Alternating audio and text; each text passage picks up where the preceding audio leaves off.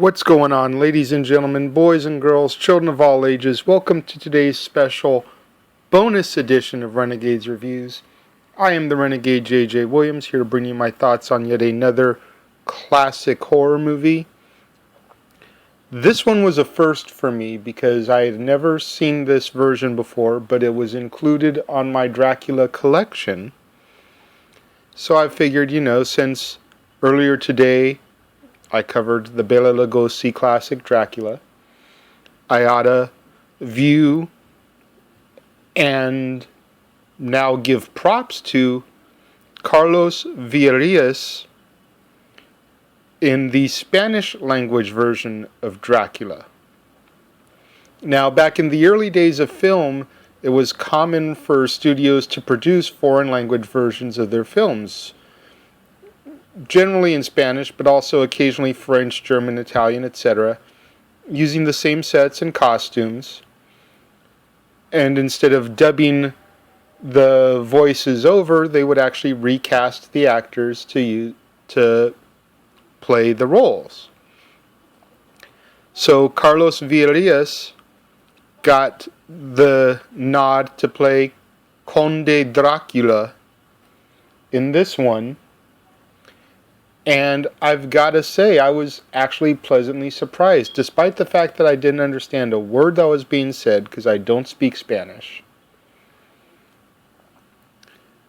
I think that the studio did very well casting Mr. Villarreal to be essentially Lugosi's double because they share very similar facial features.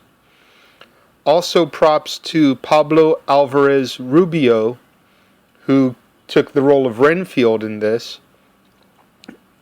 especially in the opening sequence in the carriage.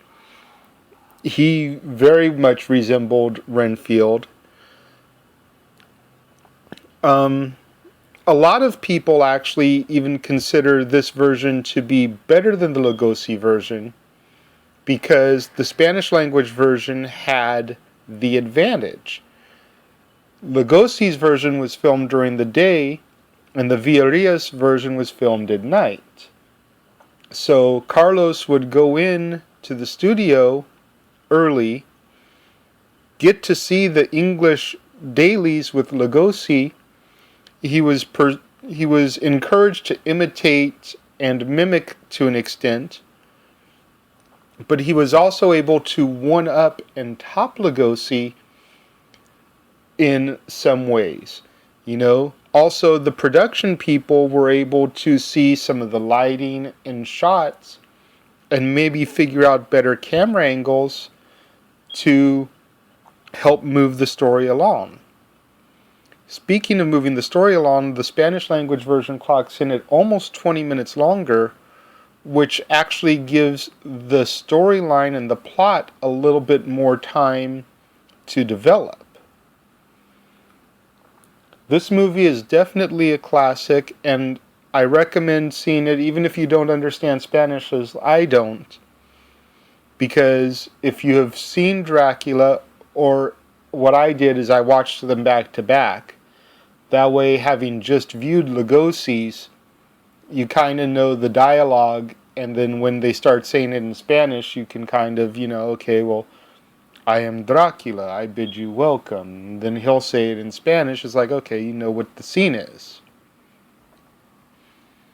This film actually was lost for quite a period of time. It was discovered in the 70s and restored and has been released subsequently on special features on Dracula collections that have come out in recent years.